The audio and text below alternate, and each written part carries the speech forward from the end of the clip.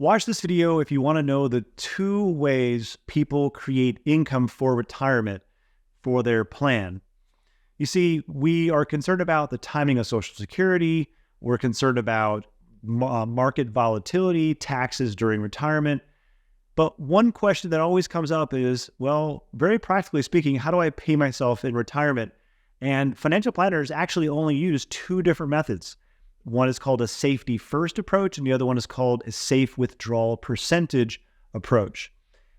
If you want to feel settled about your retirement plan, then you might want to settle in on which one you lean towards. And so this video, I'm going to go over both of those methods because the root behind how you take money out really kind of stems from those 2 basic approaches. Now, I will admit that when I started financial planning for retirees over a decade ago, I had a bias towards one plan. I felt like everybody needed one type of retirement income plan. And during this video, I'll tell you what that was and why I changed over the years. So in this video, I'm going to describe the difference between safety first approach versus a safe withdrawal percentage. And then I'll even talk about a hybrid of the 2. And if you hang into the end, I'll show you who I think each plan is good for. Hey, if we haven't met, I'm Nick Davis, founder of Brindle and Bay Wealth Management, and we do this channel to help people retire with calmness and clarity. And it really helps this channel out if you subscribe. Also, we have a lot of information that comes out, and the only way I can be sure that you get notified is if you hit that subscribe button. So if you do appreciate this video, please make sure you hit that button. Thank you. All right, so let's describe these 2 techniques just very much in general. So a safety first approach means that your steady income payments are coming from an insurance company. Steady, predictable income are coming from an insurance company, and it's covering your expenses.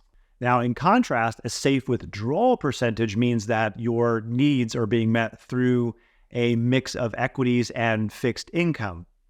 So a brief description of both of these.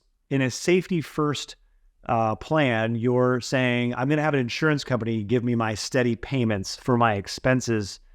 And in a safe withdrawal percentage, you're saying, well, I'm going to have a mix of equities and fixed income give me my expenses to be met. And I'm going to, at the beginning of the plan, decide what that safe withdrawal percentage is and stick with that plan. Now, there are trade-offs to taking either of these, and I'm going to cover those trade-offs here in a minute. Now let's focus in on the safety first approach. So you have regular stable payments that come from an insurance company. You've transferred risk to a specific insurance company. So it's not in the market, it's in a specific insurance company. It tends to be inflexible because, once you've set something in motion, it's difficult to undo. Usually there's little left over for investing. The reason that there's little left over for investing is that there's a higher cost associated with that safety. So a larger percentage of money tends to go into that type of plan, leaving little left over for equities.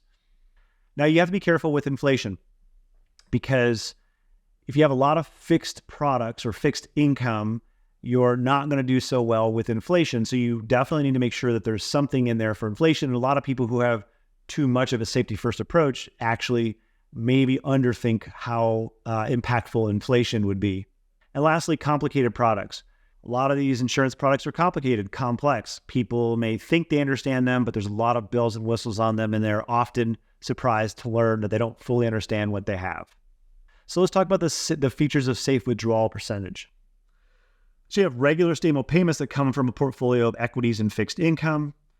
You need to use caution because you have to pay attention to market risk and proper allocation. That's key. Inflation planning is its strength because equities and stocks tend to do better with inflation over time, especially when you compare it to a lot of money inside of fixed allocations like insurance products.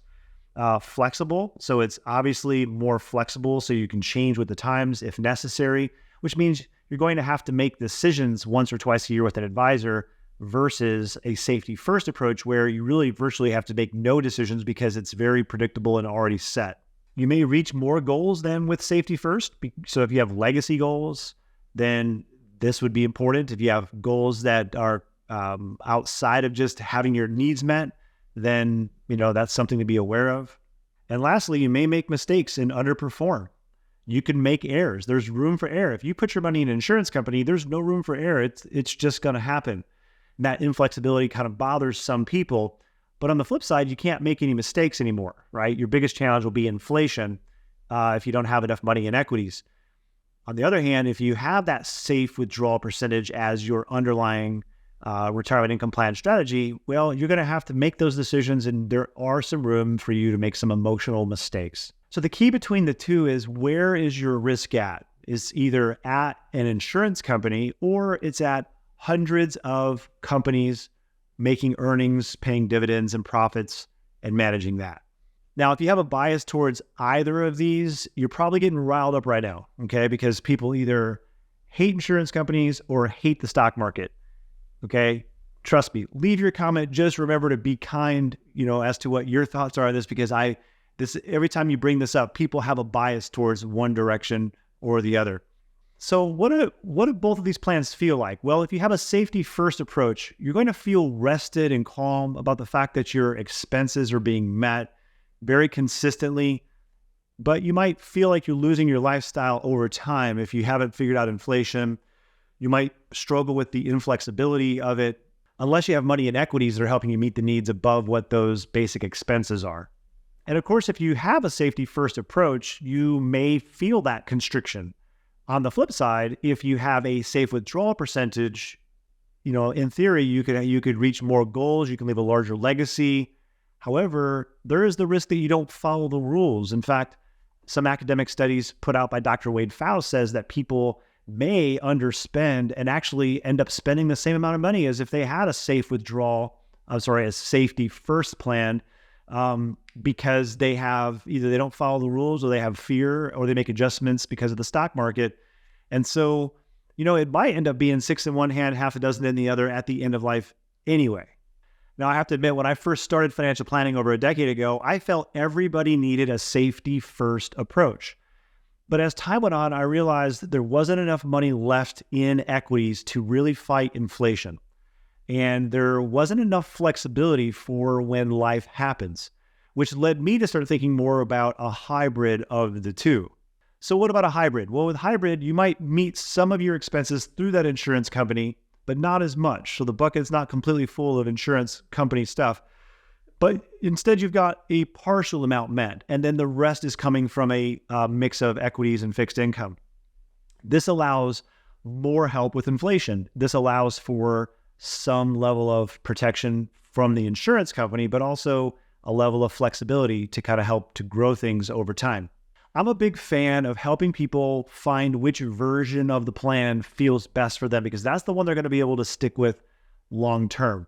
Good financial planners should be able to help you implement any one of these three plans, and they shouldn't really put their biases and fears projected on you, even though we have them.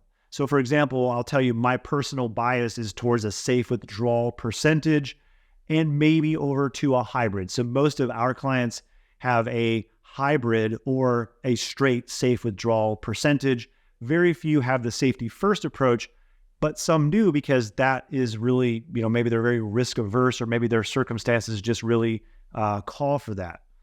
But here's what I think everybody should do. First of all, decide which one of these matters to you more.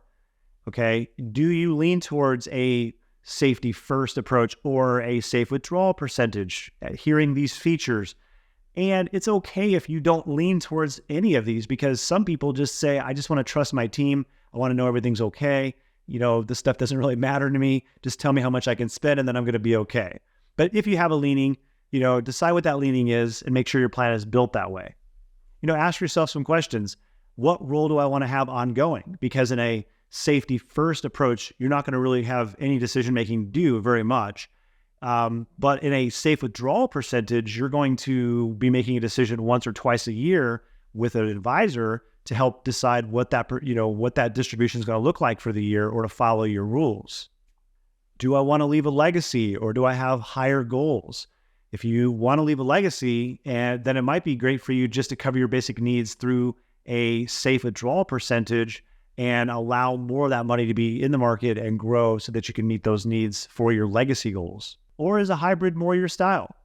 That's where you find that balance between the money that is in an insurance company paying you those payments versus also having a larger percentage in equities. You find that sweet spot for you. One of these three techniques is probably going to feel right for you. A good financial planner is not going to push their biases on you. They're going to be aware of their bias, but they're going to help to guide you into the plan that's right for you. What about you? Which of these three versions do you feel best fits you? Let me know in the comments. Hey, everybody. Thanks for watching. If you'd like to see the way that we help people to create calmness and clarity for their next chapter of life, take a look at us at brindleandbay.com. Again, thanks for watching the videos. Please remember to subscribe, hit that notification bell so that you are notified every time a new video comes out.